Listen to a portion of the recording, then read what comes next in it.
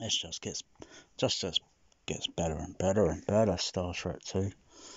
It's way better than that Gemini man down there. I'll tell you what. Um, well, I'll deal with that Gemini man later. Will Smith. He does not deliver like William Shatner does. William Shatner delivers. Um,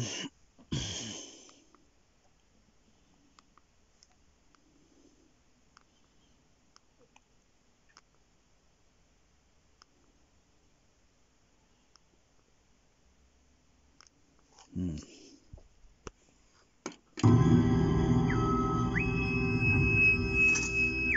Well, that's not too ear piercing on the frequency, even though it's not the real thing. It's like if I were to get a violin and play a violin in here against something that's recorded, or I suppose you get someone, you play a violin instrument live, you get someone like myself that's a three-dimensional listener that's going to be walking around, moving around, crouching, doing whatever, absolutely, totally more than what anyone else would be even caring to do, because they might think they're embarrassing themselves. Who cares? If you've got to analyse something, you've got to analyse it, haven't you? You've got to move around, you've got to move around. Fucking hell, do you think that sound just stops there and doesn't go anywhere else? Fucking hell, it's going up right up. You think about it. I listened to a live jazz years ago in a radio station. It was like an open day sort of thing. And the room, bigger than this room, must have been, it was, radio station it doesn't exist anymore, 2CR radio or 2 County radio. And there was one part of the floor that was kind of like very industrial, didn't have too many walls up there. They, if they were going to put walls in there, they'd put timber and plasterboard up, but it was fairly open in the room. Could have been 30 foot square, for argument's sake, or 30 feet. Ceiling height wasn't tremendously high. Could have been a bit, maybe 8-9 feet, a couple of feet more than my room. But the seating arrangement to where the musicians were, I think there might have been 10 jazz musicians, 10 or less. I don't know how many participants were there, myself included. It was all sort of live, and I can't remember too much about whether they passed the microphone around. I can't remember any of that. But listening to the jazz that was played by the musical instruments, it really bent my ears. I mean, if I could say, whoa, I'd like to put an EQ on that instrument there and that there and that, and then just bring that frequency down a bit. I like the other part of the frequency range, but there was some part was just like, yeah, and after I don't know, I think it might have been 20 minutes, 30 minutes, not music continuously playing. It was just brief little bit of jazz that was played live. And it was just, I think, maybe 1-2 short ones, couple of minutes, but it bent my ears. And I don't think you'd want to have in your home all these great bloody bullshit loudspeaker manufacturers, these I think snake oiling speakers, you know, like that are 7-8 feet tall. Big bloody deal. I can go and get PA speakers and stack them up higher than that. Big deal. But I don't think you want to listen to something that's just going to bend your ears, like you're going to, you know, pull faces, like, because of the sensitivity. And that's just kind of unpleasant. You kind of like want musical, but you don't want it really live, because live would be just a bit unbloody pleasant. I think that's probably why I suppose an audience would be so far away from an orchestra. But what about the orchestra in themselves? Don't they wear earplugs or anything? I mean, think about it. You play that instrument, and that instrument's going to be pretty loud. I mean, no more different than sticking an electric drill or using an electric drill or a masonry drill going into a brick wall. Would be bloody up to over 100 dB, 100 dBA, and that would just, or 100 dB. You know, that's just gonna. You gotta put earplugs in and put ear defenders on. It makes it comfortable then, you know. It's still audible, but it's not gonna be like, you know, oh, I'll just take the pain. Well, that's kind of like then self-harm, isn't it? Self-harming, yeah, with sound waves that are potentially going to be, yeah, make you feel a little bit crap afterwards.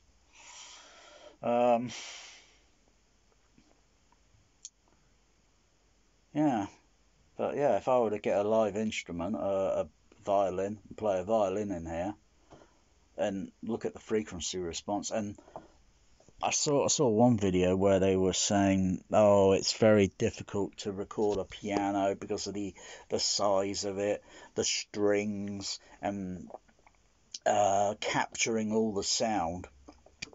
Well, I don't know. These big bloody studios and all that blah blah and all the fucking money they got, why don't they just stick arrays of microphones that are literally covering the piano and have them independent, even though they're going to get cross talk, yeah, but still, you know, even if I was over a piano and I was listening to the instrument, this ear here and here is going to cover so many strings. You know, there's strings in the middle that are going to have a, you know, a specific, you know, see, then you probably want to have microphones literally going the length, arrays of microphones, and then another lot, and etc., and then more microphones going around the side of the piano, and then a little bit more above the piano, and then underneath the piano, literally at flush with the floor, so they're built into the floor, and then maybe a few that are just poking out the floor, sort of thing. So you go to an extreme to capture the essence of a piano. Well, you might as well just buy the. I think after you might as well just go out and buy the real thing. Oh dear.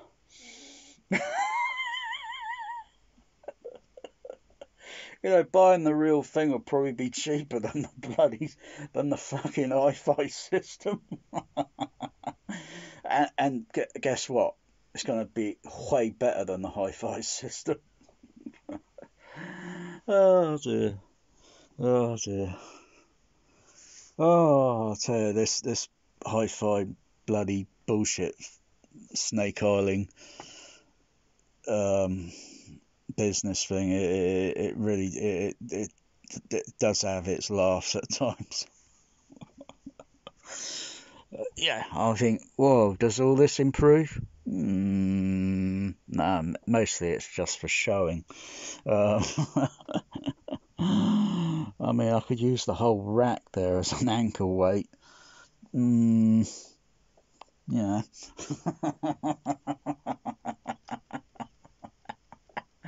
Good.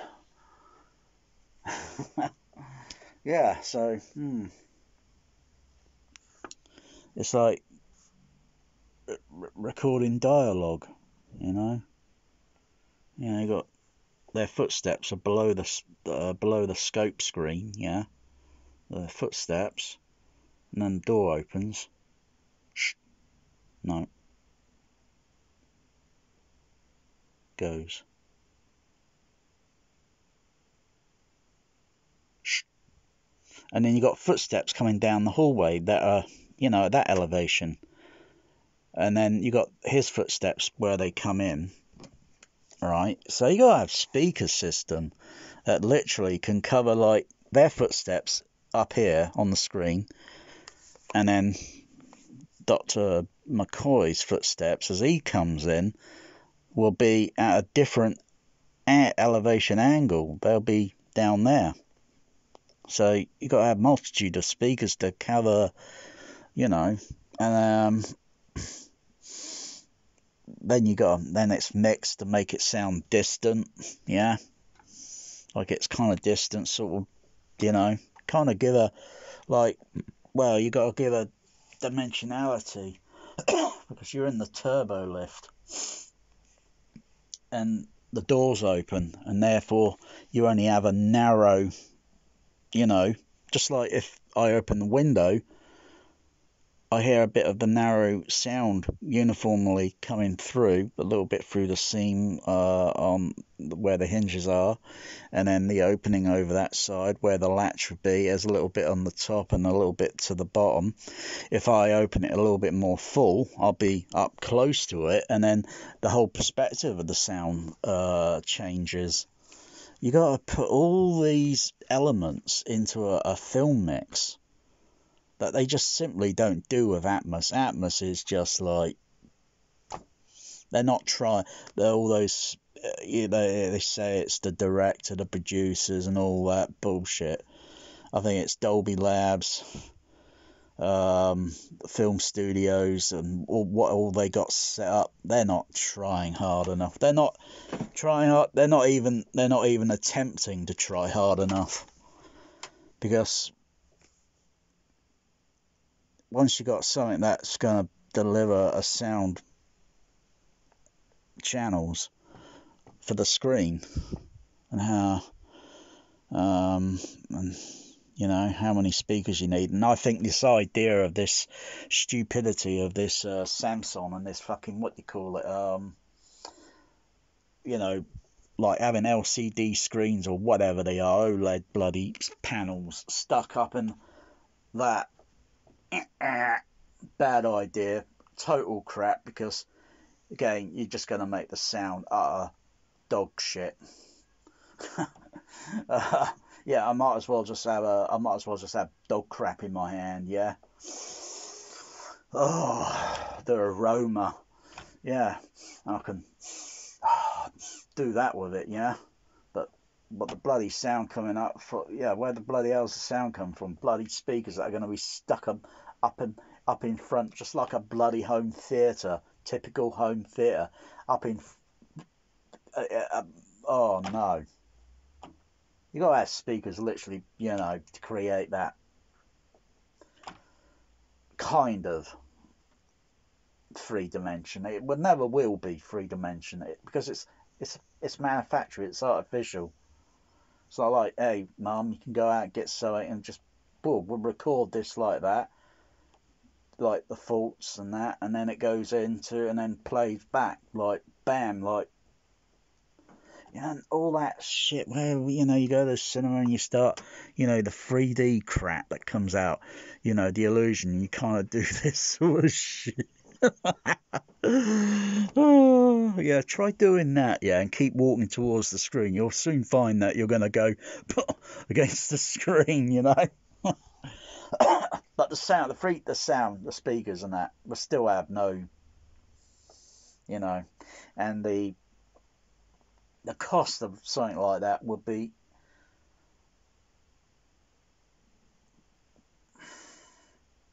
just way over the top.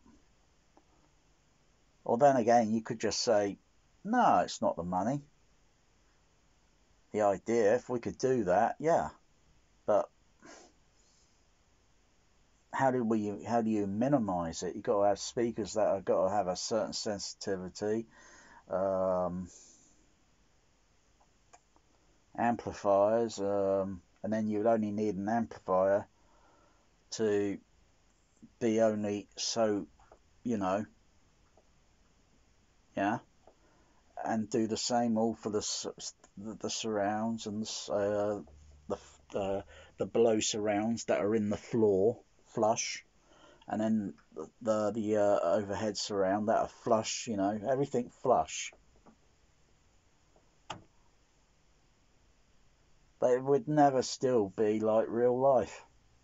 It might kind of acoustically like, wow, well that was good in the hi-fi stereo sort of audio world, but it would never be the real thing.